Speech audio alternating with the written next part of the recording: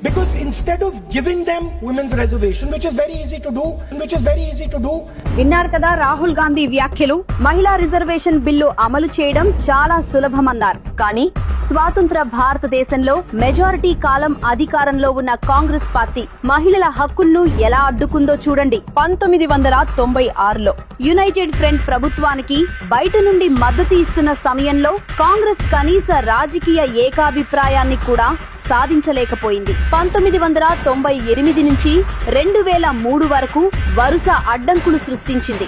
అటల్ బిహారీ వాజ్పేయి నేతృత్వంలోని ఎన్డీఏ ప్రభుత్వం 4 సార్లు బిల్లును పాస్ చేయడానికి ప్రయత్నించింది. కానీ ప్రతిసారి కాంగ్రెస్, ప్రస్తుత మిత్రపక్షాలైన సమాజ్వాదీ పార్టీ, ఆర్జేడీలు దానిని సభలో అడ్డుకున్నాయి. 1998లో కాంగ్రెస్ మిత్రపక్షమైన ఆర్జేడీ జేడీ ఎంపీ సురేంద్ర ప్రకాష్ యాదవ్ మహిళా రిజర్వేషన్ బిల్లు ప్రతులను పార్లమెంటులోనే అందరూ చూస్తుండగా చింపివేసి మహిళల పట్ల తనకున్న అహంకారాన్ని చాటుకున్నారు. 2010 నుంచి 2014 వరకు కాంగ్రెస్ కపట నాటకం ప్రదర్శించింది. రాజ్యసభలో బిల్లు ఆమోదం పొందినప్పటికీ పూర్తి మెజారిటీ ఉన్న సోనియా గాంధీ నేతృత్వంలోని కాంగ్రెస్ ప్రభుత్వం లోక్సభలో ఆ బిల్లును ప్రవేశపెట్టలేదు.